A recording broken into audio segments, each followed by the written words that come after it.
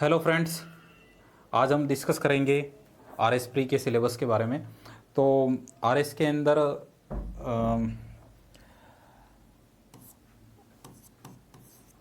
150 questions आते हैं pre के अंदर और 200 मार्क्स के होते हैं। इसके जो सिलेबस हैं उसके अंदर 4 हमारे कोर सब्जेक्ट हैं। पॉलिटी, हिस्ट्री, इकोनॉमी और ज्योग्राफी, और एक साइंस टेक भी। ठीक है ना। इसका सिलेबस थोड़ा अलग अलग एग्जाम्स में अलग अलग होता है, इसलिए मैंने इसको काउंट नहीं किया था। पर ये 4 कोर सब्जेक्ट हैं, 1, 2, 3 और 4। एक होता है इनका राजस्थान पोर्शन, राजस्थान पोर्शन।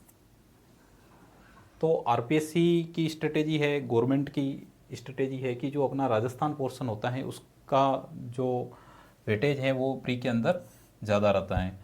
तो जैसे राजस्थान पॉलिटी, राजस्थान हिस्ट्री के अंदर देखो आर्ट, कल्चर ये सब भी है। मैं बोल नहीं रहा हूँ। राजस्थान इकोनॉमी में ये सर्वे है या इकोनॉमिक रिव्यू बोल दीजिए इसे। और ये राजस्थान ज्योग्राफी आपको पता ही है। तो ये इसका राजस्थान वाला पोर्शन है।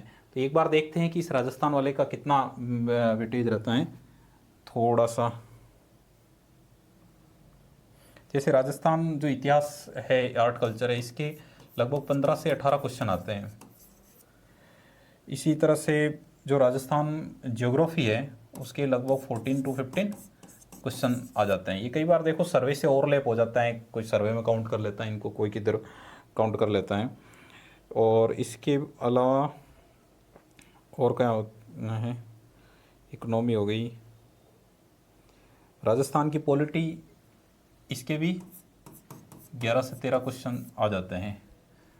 और क्या बचा है, राजस्थान की इकोनॉमी, इसके भी लगभग 13 से 15 क्वेश्चन हो जाते हैं। ये लगभग कितने हो गए, 15, 15, 30, 45, 55, ये 55 से 60 क्वेश्चन हो गए,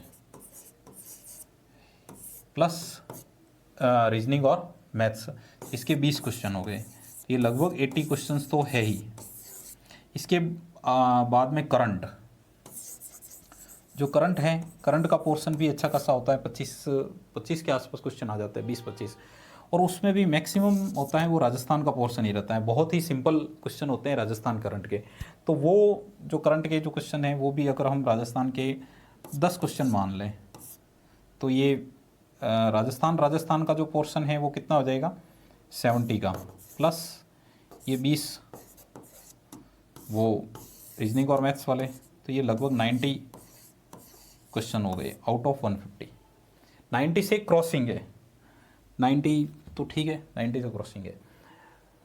इसको जो राजस्थान वाला जो पोर्शन है, इसको पढ़ने के लिए कोई न तो कोई स्टैंडर्ड बुक होती है, न ही ऐसा कुछ है, और न ही बड़ा सिलेबस है।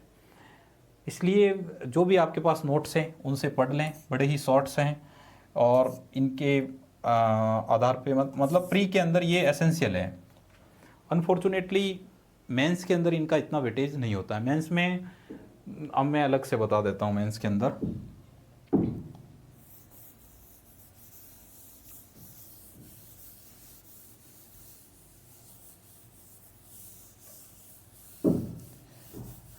मेंस की बात करें तो मेंस कितने मार्क्स का होता है, 800 मार्क्स का। और इस 800 मार्क्स के अंदर 25% यानी 200 मार्क्स तो हिंदी इंग्लिश ही होती है, जो अपने प्री में नहीं होती है। इसके अलावा एथिक्स, पब्लिक एडमिनिस्ट्रेशन ये 65 मार्क्स के, ये भी 65 मार्क्स के। 120 मार्क्स के जो स्मॉल सब्जेक्ट्स हैं वो हो जाते हैं। तो ये कितने हो गए, ये हो गए 130 के, ये हो गए, ये 200 का ये हो गया, तो ये हो गए 430। इसके अलावा जो छोटे छोटे ये अपने जो कोर सब्जेक्ट्स है उनके अंदर भी कुछ पोर्शंस ऐसे होते हैं जो मेंस में ही आते हैं। जैसे वर्ल्ड हिस्ट्री जो 15 से 17 कुछ मार्क्स के क्वेश्चन आ जाते हैं। उसी तरह से जैसे ज्योग्राफी में जीटीएस आ गई, और बहुत सारे हर सब्जेक्ट्स के अंदर ऐड होते रहते हैं। तो मेरा ये मानना है कि 550 मार्क्स सिलेबस और even more than 550 marks syllabus out of 800 suddenly appears after prelims exam. और अगर 3 महीने का आपको पास में टाइम ड्यूरेशन है, तो जो प्री के अंदर आपने पढ़ा है, जो प्री में पढ़ा है, वो उसके अलावा 550 मार्क्स के जो क्वेश्चन है ये सिलेबस है वो आपको मेंस में कवर करना पड़ेगा 3 महीने के अंदर, जो कि संभव नहीं है। इसलिए मेंस का थोड़ा थोड़ा साथ साथ लेके चलें, हिंदी इंग्लिश साथ साथ ले लें आप, ठीक है। अपन तो वैसे भी आज यहाँ प्री का सिलेबस डिस्कस करने वाले हैं। तो प्री के अंदर बात करें हम, तो वही हम एक बार लेते हैं अपने ये राजस्थान हिस्ट्री आर्ट कल्चर से ले लें। तो Rajasthan history art culture literature ये सब मिलाकर के आपके पास जो नोट्स हैं वो पढ़ लें। जो राजस्थान अध्ययन बुक आती हैं, जो 4 बुक्स हैं वो पढ़ लें। और इसके अलावा जो प्रीवियस ईयर के क्वेश्चंस हैं, प्रीवियस ईयर्स क्वेश्चन की कोई सी भी जो बुक आ रही है मार्केट के अंदर वो ले लें, जिसके अंदर एक्सप्लेनेशन दिया हुआ, उस एक्सप्लेनेशन को आप अपने नोट्स में ऐड भी कर सकते हैं, नहीं तो ऐसे ही पढ़ लें इसको। तो ये बस इसके अंदर आपको इतना ही करना है। इसके अलावा राजस्थान पॉलिटी है। राजस्थान पॉलिटी में थोड़े से फैक्चुअल क्वेश्चंस ज़्यादा होते हैं, व्यक्तिवादी विचारधारा के क्वेश्चन ज़्यादा आते हैं। वो व्यक्ति कौन था, वो व्यक्ति क्या है, कौन सा मतलब चेयरमैन भी रह गया है, कौन देने ये है। परंतु इसको हम अभी डिस्कस करेंगे कि इसको कहाँ से कैसे पढ़ना है। मतलब इसको पॉलिटी, इंडियन पॉलिटी के साथ में पढ़ना है। इसके अलावा जो आ रहा है अपने पास में, ये राजस्थान हिस्ट्री हो गया, पॉलिटी हो गया, राजस्थान का सर्वे, जो राजस्थान का जो इकोनॉमिक सर्वे है, तो इकोनॉमिक सर्वे जो गवर्नमेंट का जो एडिशन आता है वो आपको लेके आना है, ये मस्ट है। इसके अलावा अगर आपको वो समझ में थोड़ा मुश्किल से आ रहा है तो किसी जो यूट्यूब पे कोई भी लेक्चर हैं वो देख लें आप, या नोट्स देख लें कहीं के, और उसके आधार पे आप इसको कर सकते हो। राजस्थान सर्वे हो गया, और क्या बच गया अपनी राजस्थान ज्योग्राफी। ये राजस्थान ज्योग्राफी का जो वेटेज है प्री के अंदर वो बहुत ज़्यादा होता है, और इसका जो सिलेबस है वो इतना वाइड नहीं है, तो आप इसको भी कर लें, नोट से देख लें, एटलस ले आएँ इसकी, और उसके अकॉर्डिंग इसको कर रहे हैं। तो अच्छा खासा पोर्शन आपका इसका कवर हो जाएगा। और अगर आपने अभी तक नहीं पढ़ा है तो यहाँ से आप शुरुआत कर सकते हैं इसकी। साइंस टेक्नोलॉजी के अंदर बात करें तो साइंस टेक के अंदर आप बेसिक्स जो साइंस होती है वो देख लें, नोट से ही देखनी है। इसके अंदर आप बुक्स पढ़ेंगे एनसीईआरटी तो वो अभी ना तो टाइम है और नहीं, मैं आपको रिकमेंड नहीं करूँगा इसको अभी। अब आता है इसका जो पैरेलल पोर्शन है अपना इंडिया वाला, इसके साथ में हम एक बात इसकी भी कर लेते हैं, मैथ्स और रीजनिंग की। मैथ्स और ये जो रीजनिंग है, मैथ्स और रीजनिंग की बात करें तो ये 10+10 के हैं, और जो मैथ्स बैकग्राउंड के स्टूडेंट हैं, साइंस बैकग्राउंड्स के, उनके लिए ये बड़ी ही डेंजरस होती है, क्योंकि जब वो अपनी ये कट ऑफ देखते हैं तो उसके अंदर ये जोड़ लेते हैं कि ये 20 मार्क्स के ये 20 क्वेश्चन है, ये 20 क्वेश्चन तो मैं करेक्ट करके आ जाऊंगा, वो भी बिना पढ़े। परंतु अनफॉर्चुनेटली होता क्या है वहाँ पे एग्ज़ाम में, ये मैथ्स के क्वेश्चंस में से हमेशा से ही पिछले 3-4 बार से ट्रेंड है कि 3 से 4 क्वेश्चन तो आरपीएससी डिलीट ही कर देती है। तो इनका ये वाला जो पोर्शन है वो वैसे कम हो जाता है। उसके बाद में क्या होता है कि कुछ जो क्वेश्चन है वो बहुत ज़्यादा टफ आ जाते हैं। टफ मीन्स उसके लिए आपको मतलब पढ़ना पड़ता है, और आप क्या गए हो बिना पढ़े ही हम कर लेंगे मैथ्स और रीजनिंग, परंतु वहाँ उसको कुछ या तो टफ आते हैं या कुछ ट्रिक्स होती है उसके अंदर, इसलिए वो यहाँ पे थोड़ा व्यक्ति धोखा खा जाता है। तो इस चीज़ से सावधान रहें, स्पेशली जो साइंस बैकग्राउंड के स्टूडेंट हैं वो, कि इसको ज़्यादा काउंट ना करें और इसके ऊपर ज़्यादा भरोसा ना करें कि मैं इसको कर लेंगे। ठीक है, हाँ, स्पेशली आप इसको पढ़ना शुरू करें, आप अच्छा स्कोर कर लेंगे इसमें। ऐसे नहीं कि पूरे की पूरा छोड़ के जाएं और फिर उसमें गड़बड़ हो जाए। चलो अब हम एक बार उस उधर वाले पे ले आते हैं। अब देखो इंडिया वाला पोर्शन में हम आ जाते हैं, उसके अंदर हिस्ट्री के अंदर नोट्स पढ़ने हैं, और बाकी बहुत ही वाइड है हिस्ट्री। तो फिलहाल प्री के लिए मैं और ज़्यादा पढ़ने की इसको रिकमेंड नहीं करूँगा इसको। बाकी अभी हम सिलेबस जब डिस्कस करेंगे तब देखते हैं। हिस्ट्री के बाद में ज्योग्राफी है। ज्योग्राफी के अंदर आप जो भी नोट्स पढ़ते हो, नोट्स प्लस इसमें एटलस आप ऑक्सफोर्ड वाली ले लेना, ऑक्सफोर्ड स्टूडेंट एटलस के नाम से आती है, या एक स्कूल एटलस पे आती है, दोनों एक ही होती है, एक जैसी है। और कैसे पढ़ना है इसको, जैसे कि वर्ल्ड ज्योग्राफी है, आपने ये साउथ अमेरिका पढ़ा अपने नोट्स में से, उसके बाद में उसको एटलस से देख लो कि कौन सी चीज़ कहाँ पर है। ये साउथ अमेरिका है तो एटलस के अंदर उसका जो दोनों मैप है, पॉलिटिकल मैप और ज्योग्राफिकल मैप, इन दोनों को आपको उसमें से देख लेना है कौन सी चीज़ कहाँ है, ये अच्छे से देख लेना है उसको। जैसे साउथ अमेरिका है तो इसमें एंडीज कहाँ हैं, सेल्वास कहाँ हैं, पंपास कहाँ हैं, ये सब एक बार इसमें से मैप से देख लेना आपको। ज्योग्राफी ये वर्ल्ड ज्योग्राफी है, इसी के अंदर इंडियन ज्योग्राफी भी है। देखो फिर भी इसके बाद में देखने के बाद में भी अगर ज्योग्राफी समझ में नहीं आए तो कोई सी भी ऐसी बुक ले आएँ जिसके अंदर 1 लाइनर हो या 2 लाइनर हो। जैसे हाईएस्ट पीक ऑफ अफ्रीका की सबसे ऊंची चोटी कौन सी है, इस तरह की जो बातें करते हो वो भी आप ला सकते हो। उससे क्या है, एक बार थोड़ा सा आपका ज्योग्राफी में इंटरेस्ट डेवलप हो जाएगा। हिस्ट्री हो गई, ज्योग्राफी हो गई, उसके बाद में हम लेते हैं पॉलिटी।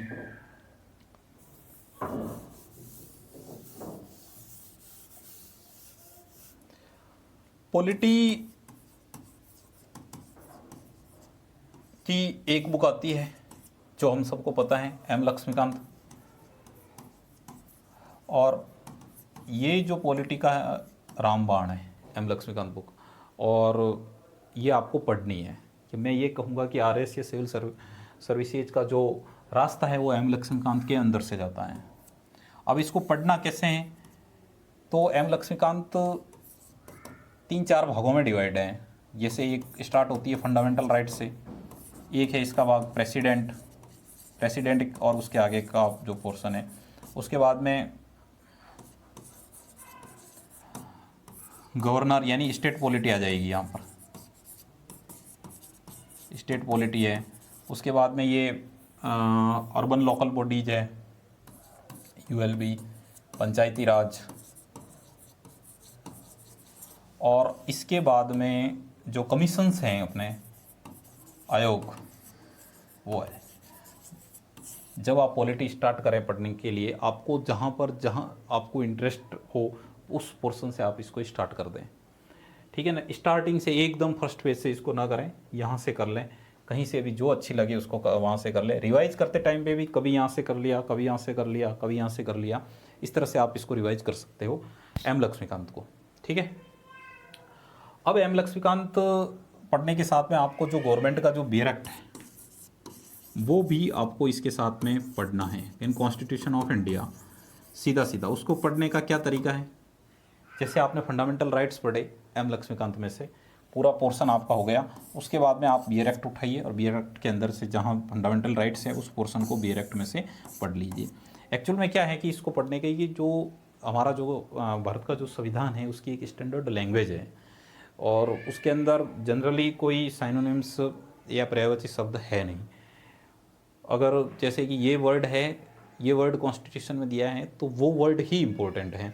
तो उस आधार पे कई बार क्या है क्वेश्चंस रॉन्ग हो जाते हैं। हम सोचते हैं कि हाँ यही सही है, ये हमें भी पता है कि ये सही है, परंतु जो स्टैंडर्ड वर्ड होता है किसी भी मतलब लाइन का, किसी फंडामेंटल राइट का, तो हमें वो जो स्टैंडर्ड वर्ड्स है वो याद होना चाहिए। और वो कहाँ से याद होगा हमें? या तो बुक में, एम लक्ष्मीकांत बुक में भी सारे स्टैंडर्ड वर्ड ही दे रखे हैं, और जो नहीं तो अपना जो कॉन्स्टिट्यूशन ऑफ इंडिया है वहाँ पर ये देखने। मतलब कुल मिलाकर के यहाँ पे हमारी जो देसी भाषा है वो नहीं चलेगी, देसी भाषा इसमें नहीं चलेगी। जो कानून की भाषा है वही हमें याद करनी है। तो ये पॉलिटी है। और जो हमारी जो स्टेट पॉलिटी जो अभी मैं बता रहा था, सबसे पहले अगर आपने स्टार्ट नहीं किया है तो यहाँ से इसको स्टार्ट करें। जो गवर्नर का पोर्शन है वो पढ़ लें एक बार, और उसके बाद में जो राजस्थान का जो स्पेसिफिक पोर्शन है वो राजस्थान की किसी भी बुक से आप पढ़ सकते हो। ये हो गया इसकी पॉलिटी। अब पॉलिटी के बाद में इकोनॉमी।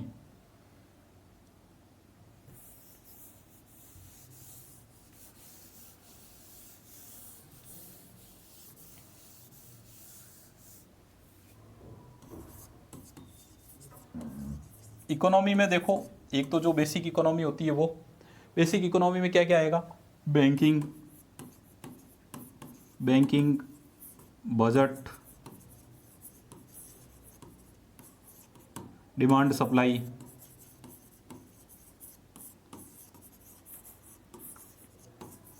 गवर्नमेंट की जो पॉलिसीज है वो,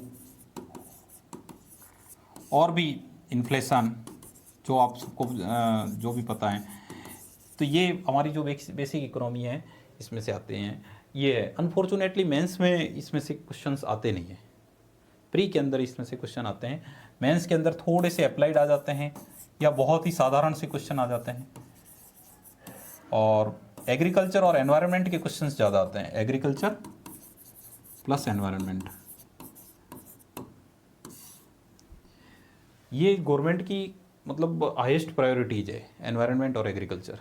ये तो इसके अंदर आप अपना जो इंटरेस्ट है वो डेवलप कर लीजिए। जहाँ से जो भी आर्टिकल आपको दिखता है न्यूज़पेपर्स में वो उसको आप पढ़ना शुरू कर दीजिए।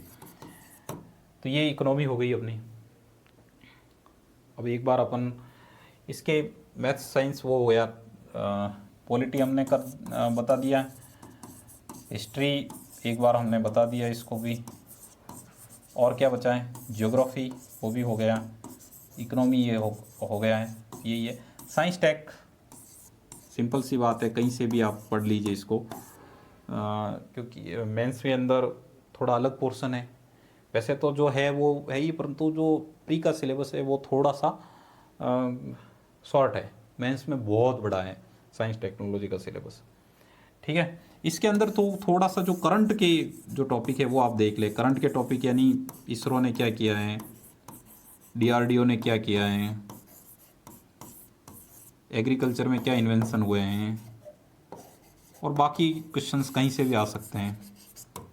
उसके बाद में एक जो स्पेशल जो करंट है, करंट पोर्शन में आपने अभी तक करंट नहीं पढ़ा है, ऐसे होता है, तो आप सबसे पहले राजस्थान का करंट पढ़ना शुरू कर दें। मैक्सिमम क्वेश्चंस इसी में से आते हैं और ये प्रिडिक्टेबल होते हैं, कोई ज़्यादा नहीं होते हैं, 5 से 10 पेज होते हैं, 10 पेज मान लें पर मंथ।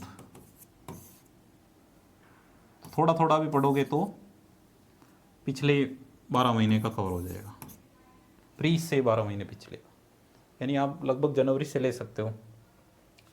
तो स्टार्टिंग इसकी राजस्थान करंट से करें।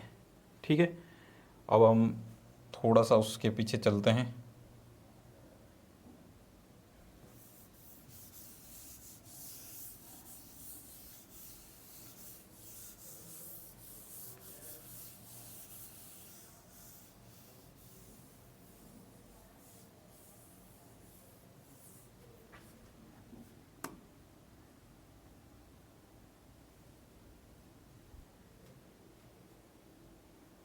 राजस्थान हिस्ट्री, अच्छा ये क्या हुआ?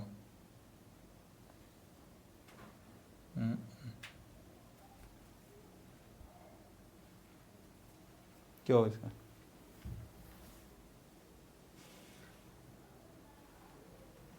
ठीक है,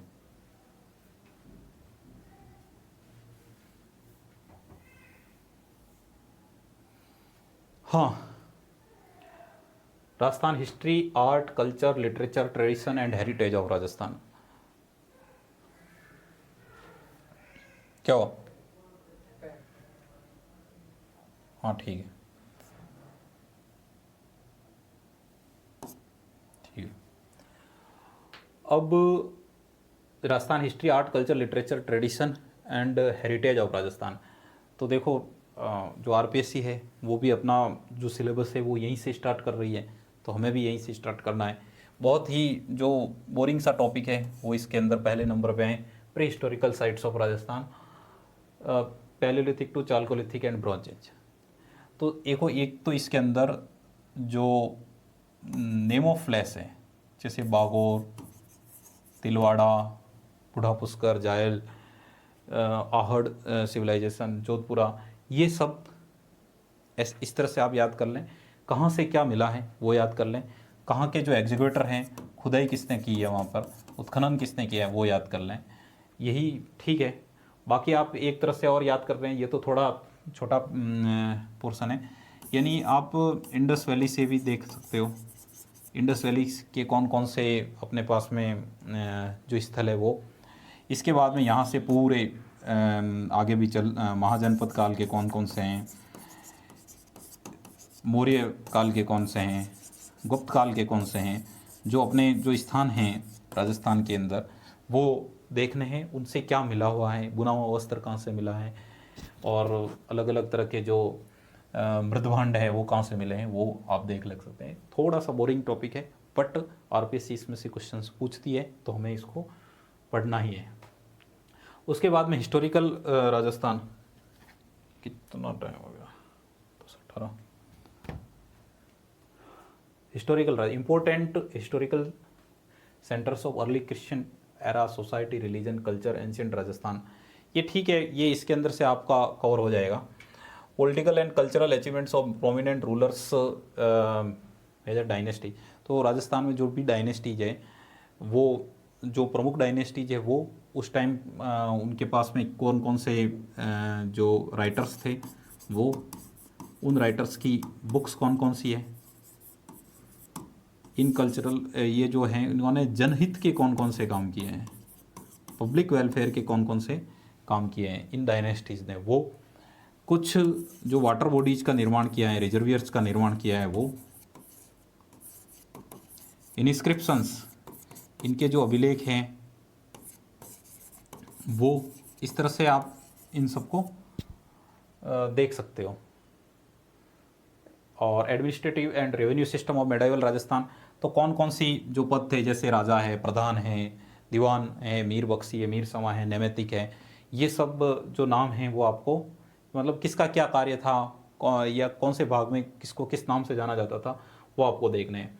फिर मॉडर्न राजस्थान, सोशल अवेकनिंग, तो इसमें प्रजामंडल आंदोलन है, और कुछ जो फेमस पर्सनैलिटीज़ थी उस टाइम में वो आपको, जैसे गोपाल सिंह खरवा हैं, विजय सिंह पथिक है, वो सब आपको इसके अंदर देखना है।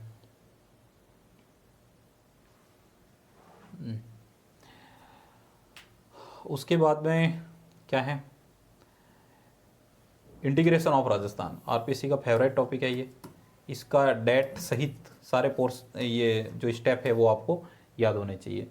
उसके बाद में देखो आर्कियोलॉजिकल ट्रेडिशंस है, temples, forts, places and man made water bodies. तो देखो टेम्पल्स है तो टेम्पल्स की बहुत सारी शैलियाँ हैं, स्टाइल्स हैं, जैसे गुर्जर प्रतिहार शैली है, भूमिज शैली है,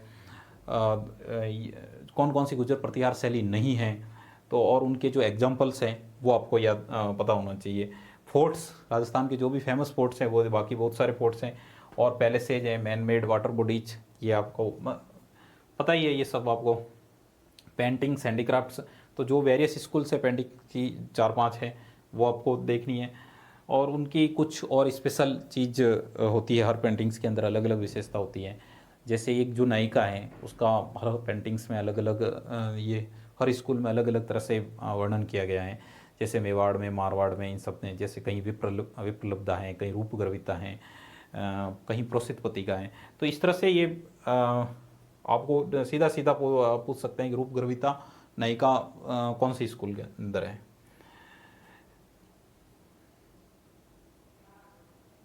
language, literature, dialects, Rajasthani language की जितनी भी हैं, राजस्थान में बहुत सारी डायलेक्ट्स है, कौन सी किसकी उपबोली है, और उसके अंदर एक दो एग्जांपल्स आपको किसी कवि के, राइटर के हैं, वो हर बोली के अंदर, जैसे मारवाड़, कौन सी रचना मारवाड़ी में है, कौन सी प्री के अंदर नहीं है, मेंस के अंदर ज़्यादा इंपॉर्टेंट रह जाती है। प्री में तो सिंपल सा क्वेश्चन आएगा इसका। लिटरेचर है राजस्थानी लैंग्वेज, फोक लिटरेचर, ये है, ये आप देख लेना। Saint, sects, communities, religious communities है, तो सेंट है, सेक्ट्स है, ये आपको पता ही है। दादूदयाल संप्रदाय है, रिलीजियस कम्युनिटीज, बहुत सारे जैसे संप्रदाय राजस्थान में, राम सनेही संप्रदाय है, विष्णुई संप्रदाय है।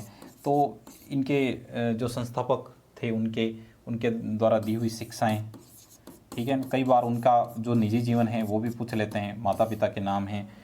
और राजस्थान के जो सेंट्स हैं, तो इसके अंदर जैसे जो फेमस हैं, रामदेव जी, तेजा जी, आजकल इनके क्वेश्चंस आते नहीं हैं, और दूसरे जो सेंट्स हैं उनके आ जाते हैं।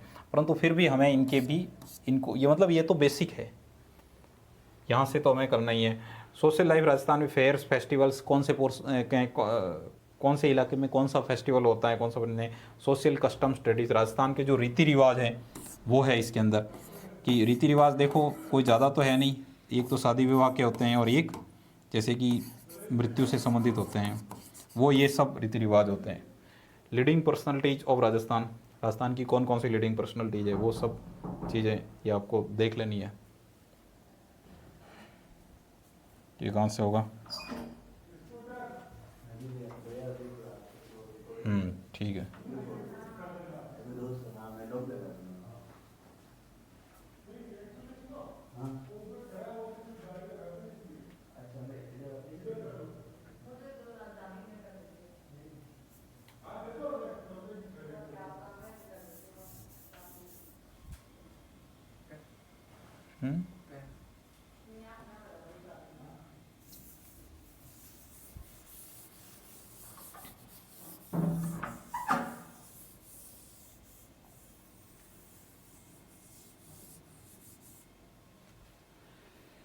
एंशियंट और मेडाइवल पीरियड, तो राजस्थान के अंदर ये इंडियन हिस्ट्री आ गई है अभी। इंडस वैदिक सिविलाइजेशन, न्यू रिलीजन, देखो अभी इसके अंदर हमें जो सिंधु घाटी सभ्यता है वहाँ से लेकर के इंडस वैली सिविलाइजेशन है, जो हमारा वैदिक एरा है, महाजनपद एरा है, बुद्धिज्म, जैनिज्म, इसको मतलब धीरे धीरे आपको कर लेना है, स्किप करके नहीं जाना है। बुद्धिज्म, जैनिज्म के कौन कौन से सिद्धांत हैं, क्षणिकवाद क्या है, विज्ञानवाद क्या है, शून्यवाद क्या है, ठीक है ना। 3 ज्वेल्स कौन कौन से हैं, अष्टांगिक मार्ग कौन सा है, द्वादश निदान चक्र क्या है, ये सब है ही और पढ़ना ही है। मेडाइवल के अंदर से क्वेश्चंस जनरली आते नहीं हैं, और इसके अंदर देखो गांधार और मथुरा अमरावती जो मूर्तिकला है वो भी इम्पोर्टेंट रहती है, मेंस में भी और प्री के अंदर भी। मेडाइवल में से जनरली क्वेश्चंस आने बंद हो गए हैं, वो ऐसा मानते हैं कि हमारे जो हिस्ट्री है उसका डार्क जोन है। फिर भी मेडाइवल के अंदर जो भक्ति आंदोलन है और सूफी आंदोलन है और विजयनगर साम्राज्य, ये तो आपको देख के जाना ही है। मॉडर्न के अंदर बात करें तो जो हमारा जो रिलीजियस और सोशल मूवमेंट है वो आपको देखना है, और उसके जो 8-10 जो प्रमुख व्यक्ति है और उनके द्वारा स्थापित किए गए जो आंदोलन चलाए गए हैं वो आपको देख लेने हैं। उनके द्वारा कौन कौन सी न्यूज़पेपर्स रहे हैं, वो न्यूज़पेपर्स भी मतलब सीधे क्वेश्चन आ जाएंगे, निम्न में से कौन सा राजा राम मोहन राय का न्यूज़पेपर है, ठीक है। गवर्नर जनरल से आपको इसको शुरू करना है, गवर्नर जनरल से पढ़ना शुरू कर देना है, 19वीं सेंचुरी। इसके अलावा जो हमारा नेशनल मूवमेंट है पूरा का पूरा पढ़ना है, कोई उसमें कुछ भी नहीं छोड़ना है। पोस्ट इंडिपेंडेंस नेशन बिल्डिंग में देखो जनरली इसके अंदर जो अपना प्लानिंग कमीशन है वो आता है, और जो भारत का जो इंटीग्रेशन हुआ है भाषाई आधार के ऊपर जो कमिटीज बनी है वो भी इम्पोर्टेंट रहती है इसके अंदर। ठीक है, अब हम आगे चल रहे।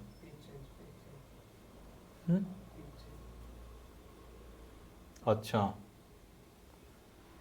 Geography of world and India ये है।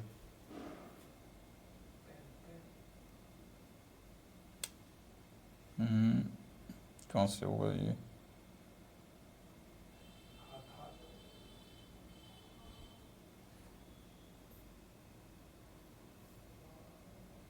चलो इसको ऐसे ही देख लेते हैं। Major landform mountains, plateau, plain and desert. देखो इनको पढ़ने के 2-3 तरीके हैं। सबसे पहले तो कॉन्टिनेंट वाइज पढ़िए कि नॉर्थ अमेरिका है, नॉर्थ अमेरिका में माउंटेन कौन से है, प्लेटो कौन हैं, प्लेन्स कौन से, डेजर्ट है। यहाँ पूरे वर्ल्ड के एक साथ पढ़ लीजिए। दोनों ही तरीके हैं, पर दोनों ही तरीके में मस्ट है कि आपके पास में एटलस होनी चाहिए। एटलस लेके बैठें, पढ़ते टाइम में बिना एटलस की ज्योग्राफी न पढ़ें, और रिवाइज करते टाइम में भी जैसे नॉर्थ अमेरिका का ये मैप बना लिया इस तरह से, और यहाँ से देख लें, यहाँ रॉकी है, यहाँ कैनेडियन सिल्ट है, यहाँ पर ये है, यहाँ पे ये है, यहाँ पैसिफिक ओशियन है, यहाँ अरेबियन, ये अटलांटिक ओशियन है। इस तरह से आपको खुद ही 2-5 मिनट के अंदर एक एक कॉन्टिनेंट भी रिवाइज कर लेना है। रिवर्स, लेक्स, वो पूरा एक ही पोर्शन है ये। ठीक है, एग्रीकल्चर के टाइप्स, एग्रीकल्चर के जो टाइप होते हैं, इंटेंसिव एग्रीकल्चर और इस तरह से है। तो इसके अंदर कई बार क्या है, झूम कृषि होती है, झूम कृषि की ये होती है। इस झूम तो चलो इसका एक नाम है, तो मतलब ये जो कृषि होती है उसके जो स्थानीय नाम होते हैं वो पूछ लेते हैं, कहाँ पे क्या किस नाम से इसको बुलाते हैं। मेजर इंडस्ट्रियल रीजन्स वर्ल्ड के अंदर है। थोड़ा सा टफ टॉपिक रहता है ये, पर पढ़ लेना है, पढ़ना ही है, पढ़ लेना क्या इसको। Environment issues, desertification. देखो मैं तो नहीं कह मानता कि डेजर्टिफिकेशन कोई प्राकृतिक आपदा है, पर चूंकि ये मैन मेड आपदा है, ये जनरली एक नेचर का प्रोसेस रहता है, पर चूंकि हम सब मानते हैं डेजर्टिफिकेशन होता है, स्मॉल एरिया में होता है, जैसे भी होता है। Deforestation, climate change, global warming. देखो इसके अंदर सिंपल सी बात है, डिफॉरेस्टेशन क्या होता है, जो वन है उनको काट दो, डिफॉरेस्टेशन वापस लगा दो तो उसको रिफॉरेस्टेशन बोलेंगे। ठीक है ना, और ऐसे ही वन हम लगाते हैं तो उसको क्या बोलते हैं, रिफॉरेस्टेशन बोलते हैं उसको। देखो global warming, ozone layer depletion, climate change, ये तीनों दिखते एक जैसे हैं पर ये तीनों अलग अलग चीज़ें हैं। ग्लोबल वार्मिंग, देखो क्लाइमेट चेंज तो क्लाइमेट के अंदर लंबे समय के अंदर कोई वेदर के पैटर्न के अंदर कोई चेंज आता है उसको क्लाइमेट चेंज कहते हैं। ग्लोबल वार्मिंग एक नेचुरल प्रोसेस है, ये कोई बुरी चीज़ नहीं है। हमारे जो पृथ्वी है उसके चारों तरफ एक लेयर है CO2 की, मुख्यतः है उसमें CO2 है, और उसके अंदर जो कम रेंज की लो रेंज ये प्रकाश की जो तरंगें आती है वापस बाहर नहीं निकल पाती है, और इस तरह से ये पृथ्वी को क्या करती है, गर्म कर रखती है। मेन चीज़ यही है ग्लोबल वार्मिंग है। प्रॉब्लम ये है कि अब बहुत ज़्यादा CO2 हो गई है, इसलिए ये गर्म बहुत ज़्यादा, कुछ ज़्यादा ही होने लग गया है। 1-2 डिग्री बढ़ जाता है, 1-2 डिग्री भी बहुत होता है, तो उसी फिनोमिनन को ग्लोबल वार्मिंग कहते हैं। इसके लिए बहुत सारे जो एग्रीमेंट्स हैं वो साइन हुए हैं वर्ल्ड के अंदर। ये एक बर्निंग इश्यूज है, इसके ऊपर बहुत सारे डिस्कस होते रहते हैं। तो उसके अंदर जो करंट के अंदर जो बातें हैं, कॉप है, कॉप के अंदर क्या क्या कार्य हुए हैं वो सब देखने हैं। ओजोन लेयर डिप्रेशन ये एक अलग चीज़ है। ओजोन लेयर पृथ्वी के, ये हमारी पृथ्वी है, और ये पृथ्वी के ऊपर एक ओजोन लेयर है। लेयर जैसा कुछ नहीं है, वहाँ पे एक गैस है, उसमें ओजोन की जो कंसनट्रेशन है वो बहुत ज़्यादा है, O3 की। अब ये कंसंट्रेशन कम हो जाती है कहीं पर किसी कारण से, तो उसको हम कहते हैं कि ओजोन लेयर डिप्लीशन हो गया, ओजोन लेयर का क्षय हो गया है। मेजर ज्योग्राफी ऑफ इंडिया के अंदर मेजर लैंडफॉर्म सेम है। माउंटेन्स कौन से हैं भारत के अंदर, प्लेटो, प्लेन, अब ये कोई अभी बताने की चीज़ नहीं है, ठीक है ना। पर फिर भी आपको सीधा सीधा भारत का मैप है वो बनाएं, और भारत में ये हिमालय है, ये यहाँ पर ये डेजर्ट है, यहाँ पे ये है, यहाँ वेस्टर्न घाट है, यहाँ ईस्टर्न घाट है, यहाँ पर ये दोनों मिलते हैं। इस तरह से रिवाइज करते टाइम में धीरे 5-6-10 मिनट में तो पूरा भारत का मैप कब रिवाइज कर लें। मानसून की जो विभिन्न थ्योरियाँ हैं, रेनफॉल डिस्ट्रीब्यूशन है, जो पूरे ईयरली रेनफॉल है, मानसून के अंदर किस तरह से रेनफॉल है, रेनफॉल की जहाँ ज़्यादा रेनफॉल हो रही है वो कौन से इलाके हैं और उनके नाम क्या हैं, एवरेज रेनफॉल भारत में कितनी होती है, ठीक है, रेनफॉल पैटर्न में क्या बदलाव हुए हैं, ये सब चीज़ें आती है इसके अंदर। मेजर रिवर्स हैं, लेक्स हैं, ये बताने की आवश्यकता नहीं है। क्रॉप के अंदर देखो ये क्रॉप याद कर लेना है, और इस क्रॉप को भी कैसे याद करना है। मेंस में एक बार ये क्वेश्चन आया था, और जैसे वीट है तो वीट का जो टेम्परेचर, कौन सी आइडियल कंडीशंस में इसका टेम्परेचर क्या है ये देख लेना है। टेम्परेचर है, रेनफॉल कितनी चाहिए। अब आप कहोगे वीट में तो साहब रेनफॉल चाहिए ही नहीं, ठीक है ना,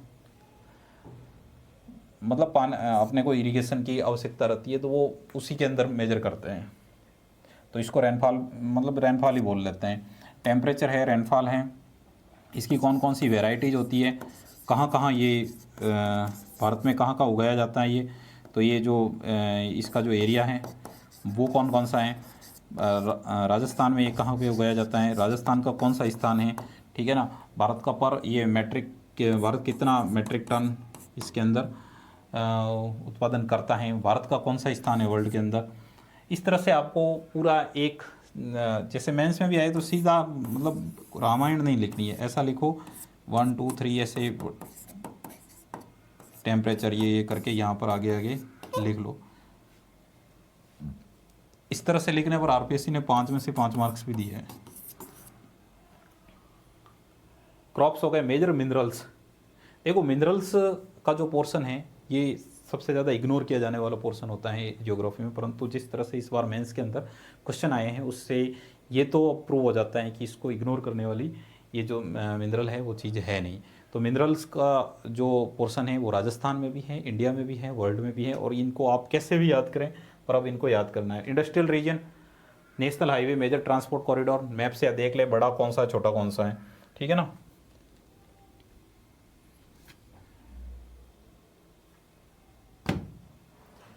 ज्योग्राफी ऑफ राजस्थान देखो, अब जल्दी जल्दी करेंगे, टाइम ज़्यादा है।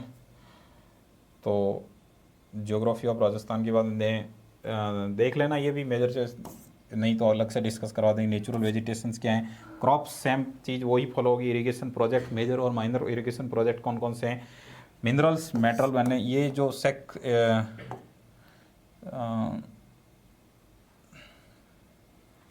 Power resources, conventional non conventional, ठीक है ना। देखो कन्वेंशनल नॉन कन्वेंशनल ये अपनी एक तो ये देख लेना अपनी इंस्टॉल्ड कैपेसिटी कितनी है, ठीक है। टूरिस्ट सेंटर्स है, सर्किट्स है, वो सब भी देख लेने हैं अपने को।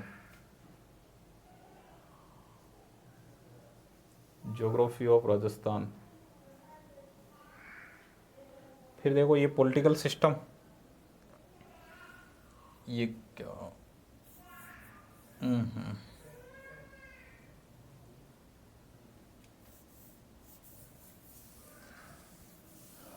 ये तो देखो अभी हमने डिस्कस किया ही था इसको। तो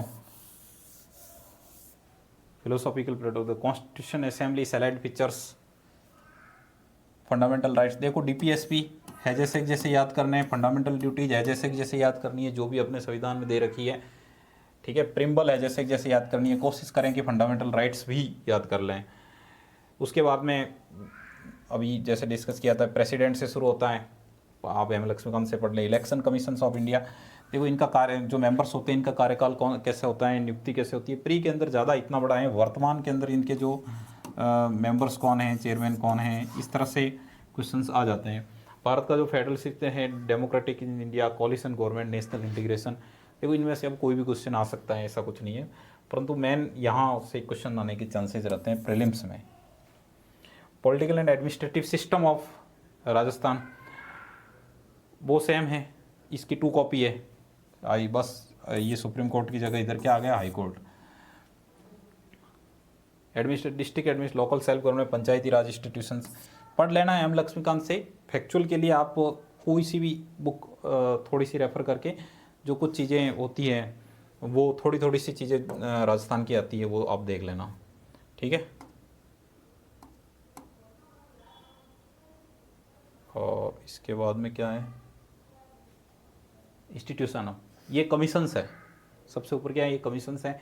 तो वही सेम प्रोसेस जो हमने इंडिया में फॉलो किया है वो यहाँ पर भी फॉलो करना है। मेंबर्स है कितने हैं, कार्यकाल कब का है, वर्तमान में चेयरमैन कौन है, मेंबर कौन है, ये इस तरह से संवैधानिक प्रावधान कौन सा है, निम्न में से कौन सी कॉन्स्टिट्यूशनल बॉडी है, कौन सी स्टेचुटरी बॉडी है, ये देखना कौन सी कॉन्स्टिट्यूशनल भी नहीं है और स्टेचुटरी भी नहीं है, और ये 4-5 पेज के जो टॉपिक है वो देख, ज़्यादा है नहीं। बेसिक नॉलेज हमने अभी इसको डिस्कस कर ही लिया है, बजटिंग ये रहने, इसमें से मैं प्री के अंदर क्वेश्चंस आ जाते हैं, मेंस के अंदर आने बंद हो गए हैं, पर अकाउंटिंग्स कॉन्सेप्ट ये भी मिल जाएगा आपको। स्टॉक एक्सचेंज, शेयर मार्केट के अंदर मनी मार्केट क्या होता है, कैपिटल मार्केट क्या होता है, एनएससी, बीएससी, इनके जो इंडेक्सेज है, मेजर इंडेक्सेज है, वो सब आप देख लेना। फिजिकल एंड मॉनेटरी पॉलिसीज, देखो फिजिकल पॉलिसीज मॉनेटरी पॉलिसीज में बेसिक डिफरेंस क्या है। फिजिकल पॉलिसी होती है गवर्नमेंट की और मॉनेटरी पॉलिसी होती है आरबीआई की। जब इन्फ्लेशन होती है तो मॉनेटरी पॉलिसी ऑफ आरबीआई ये ज़्यादा प्रभावशाली होती है, जबकि जो ये फिजिकल पॉलिसी ऑफ गवर्नमेंट है ये रिसेशन के अंदर ये ज़्यादा प्रभावशाली होती है। काम वैसे दोनों ही करती है, दोनों ही कंडीशन में, परंतु जो ज़्यादा इफेक्टिव है उसकी बात करते हैं। इन्फ्लेशन कॉन्सेप्ट क्या, इम्पैक्ट क्या, कंट्रोल है, तो इन्फ्लेशन के जो इसमें एक और नहीं दिया, टाइप्स भी पूछ लेता है इन्फ्लेशन में। Economic development planning, major sectors economy के, तो आपको सीधे सीधा एक तो इसमें सेक्टर्स नाम आ गया है, तो वर्तमान का जो इकोनॉमिक रिव्यू है उसमें अपने जो तीनों सेक्टर है, एग्रीकल्चर है, सर्विस सेक्टर है और जो इंडस्ट्रियल सेक्टर है, इनका कितने % रहा है पोर्शन, वो देख लेना है। सीधे सीधे आ जाएगा क्वेश्चन, राजस्थान वाले का भी और इंडिया वाले का भी। इंडिया की जो जीडीपी है वो कितनी है वो भी देख लेनी है। पर कैपिटा इनकम कितनी है वो राजस्थान और इकोनॉमी दोनों में। हमारी जो मेजर इकोनॉमिक प्रॉब्लम्स क्या हैं, पॉवर्टी है, अनएम्प्लॉयमेंट है, इस तरह से गवर्नमेंट के इनिशिएटिव क्या है, सिंपल सी बात है, गवर्नमेंट की स्कीम्स की बात कर रहे हैं। इकोनॉमिक रिफॉर्म्स एंड लिबरलाइजेशन, इसमें तो पता नहीं ये कि क्यों दिया, एलपीजी तीनों ही हैं, ठीक है, एलपीजी रिफॉर्म्स है तीनों ही हैं। Human development index, happiness index, और ये जो दो हैं इसमें देख लो ना आप कौन इश्यू करता है, ठीक है, लेटेस्ट कौन सा है, लेटेस्ट वाले में कितने कंट्रीज को शामिल किया है, ठीक है, इतना पता चल गया। उसके बाद में अपनी इंडिया की कौन सी रैंक आई है, उसके बाद में स्कोर, इंडिया का कौन सा स्कोर रहा है, फिर इसका जो कैटेगराइजेशन किया है कि अच्छे कंट्री कौन से हैं, और इनके अलग अलग जो इंडेक्स है जो उनमें अलग अलग तरह से कैटेगराइजेशन करते हैं। इसके अलावा एक होती है इनकी थीम, हर साल इनकी एक अलग थीम होती है, देख लेना वो भी। Poverty and employment, concept, type, cause, remedies, current flagship schemes, जो भारत सरकार की है और राजस्थान सरकार की है, स्कीम्स देख ही लेना है इकोनॉमी के अंदर। Social justice, empowerment, provisions for weaker section, overlapping है। इकोनॉमी ऑफ राजस्थान देख लिया है आपने कि जो गवर्नमेंट का जो स्टैंडर्ड जो अपना इकोनॉमिक सर्वे है उसको आप ले आएँ और उससे पढ़ें।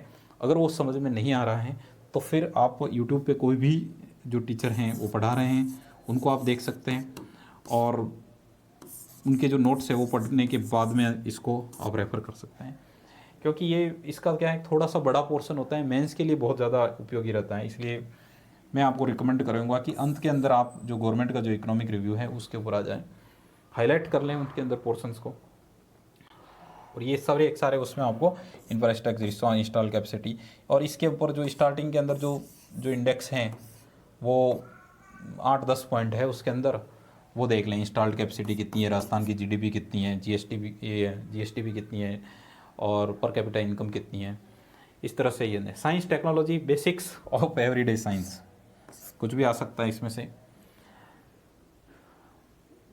Computers, information technology, defence, space, satellite.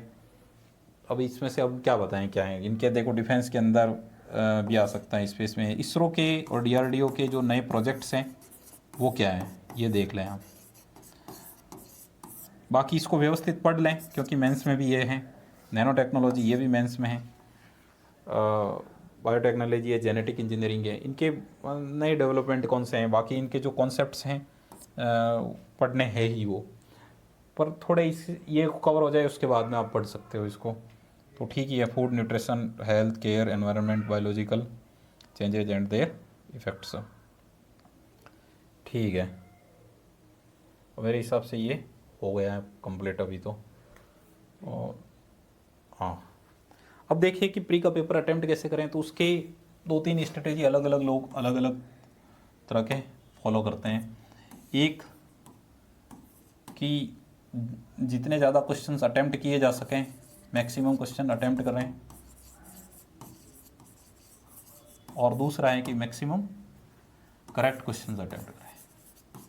कुछ लोग कहते हैं ये वाली सही है, कुछ लोग ये वाली सही है, ये आपके ऊपर डिपेंड करता है कि कौन सी वाली आपको अच्छी लगती है। मैक्सिमम के अंदर जैसे कि 2 एलिमेंट कर दिए अपन ने, तो 2 के बाद के अंदर किसी को तो टिक मार ही दे। तो इसके अंदर देखो इतनी एक्यूरेसी आपकी इसमें होनी चाहिए, जैसे आपने 120 क्वेश्चंस किए तो 120 मार्क्स आ जाएं आपके, क्योंकि मैक्सिमम मार्क 200 है, उस हिसाब से आप देख लेना मैथमेटिकल कैलकुलेशन करके 120 मार्क्स है। इससे थोड़ी कम हो तो चलेगा, पर बहुत ज़्यादा कम एक्यूरेसी होनी नहीं चाहिए। इसके अंदर वाला क्या करता है व्यक्ति कि मैं जो क्वेश्चन अटैम्प्ट करूँगा वो करेक्ट ही करूँगा, फिर भी कुछ तो गलत हो ही जाते हैं। 90 क्वेश्चन अटैम्प्ट किए, 85 क्वेश्चन उसमें से राइट हो गए, ठीक है, तो 100 किए, 95 क्वेश्चन राइट हो गए, तो ये भी एक स्ट्रेटेजी होती है। दोनों ही स्ट्रेटेजीज का अपने, ये आप अगर एवरेज स्टूडेंट हैं, आपने एवरेज पोर्शन अगर कवर किया, एवरेज स्टूडेंट नहीं, आपने एवरेज पोर्शन अगर कवर किया तो आप इसको फॉलो कर सकते हैं। और आपने अब बहुत ज़्यादा पोर्शंस कवर कर लिया है और फॉरवर्ड कंडीशन में, तो आप फिर इस स्ट्रेटेजी को मैं आपको रिकमेंड करूँगा, क्योंकि इस स्ट्रेटेजी का लाभ ये है कि आपको एग्ज़ाम हॉल में ही पता चल जाएगा कि आपका सिलेक्शन होगा या नहीं होगा, क्योंकि आपने बहुत ज़्यादा पोर्शन भी कवर कर रखा है, तो आपको एक्यूरेसी बहुत अच्छी होगी। और इसमें जब आप रिस्क लोगे ही नहीं और कवर कर रखे, तो मैं आप 100 क्वेश्चंस आराम से अटेंड कर लोगे। इसके अंदर देखो एग्रीकल्चर, हॉर्टिकल्चर गवर्नमेंट की हाईएस्ट प्रायोरिटी है अभी। हॉर्टिकल्चर, बागवानी, फॉरेस्ट्री, एनिमल हस्बेंड्री, इसमें गवर्नमेंट के कुछ स्पेशल रेफरेंस राजस्थान सरकार सब्सिडीज़ देती है फॉर्म बॉन्ड बनाने के लिए, उसके लिए क्या क्या साइज होती है वो आप देख लेना। Development of science technology special reference Rajasthan के इकोनॉमिक सर्वे के अंदर आपको मिल जाएगा। ये सब हमने देख लिया अभी। करंट अफेयर्स की बात करें तो करंट अफेयर्स देखो, पॉलिटिकल करंट इवेंट्स हैं, इश्यूज है, ये करंट अफेयर्स हैं जो मतलब राजस्थान का आता है, सिंपल ही आता है। आप एक 1 लाइनर 2 लाइनर बुक से आप देख सकते हो। इंडिया इंटरनेशनल इम्पोर्टेंट के आते हैं तो सरल ही है, पर अगर छोड़ के जाते हो तो फिर हो सकता है कि वो क्वेश्चन आप अटैम्प्ट नहीं कर पाए। बाकी जो न्यूज़पेपर्स के अंदर जो करंट के जो टॉपिक्स रहते हैं या जो ज़्यादा वर्ड बार बार आता है, वही वाले इसमें IR के अंदर तो आते हैं। Persons, places and institutions in India, sorry in news, persons कौन कौन से न्यूज़ के अंदर रहे हैं वो करंट के अंदर तो वो देख सकते हो। प्लेसेज में, पर्सनस में आप देख सकते हो रतन टाटा, तो रतन टाटा है ना, अनफॉर्चुनेटली हमारे बीच में अब नहीं रहे, ठीक है ना। आपको पता है रतन टाटा को भारत रत्न नहीं मिला है, अगर दे देते तो इससे तो भारत रत्न की ही महिमा बढ़ती। परंतु कई बार सरकारें ऐसे फैसले ले लेती है जो समझ से परे होते हैं। रतन टाटा को भी नहीं मिला हुआ है और अपने सुभाष चंद्र बोस हैं, उनको भी भारत रत्न नहीं मिला हुआ है, परंतु ये दोनों पर्सनालिटी भारत रत्न की मोहताज नहीं है, क्योंकि अगर इनको मिलता तो वैसे भारत रत्न की ही महिमा बढ़ती, ठीक है। गेम्स, स्पोर्ट्स से रिलेटेड एक्टिविटीज़ है वो भी आप आज हैं, ओलंपिक्स के गेम्स हैं, उनके अंदर जो मेडल्स हैं वो किस किस ने जीते हैं, उसके अंदर से क्वेश्चंस आते ही हैं, वो आपको देखना ही है, ठीक है। Thank you. आज की इस पोर्शन में हम इतना ही करेंगे।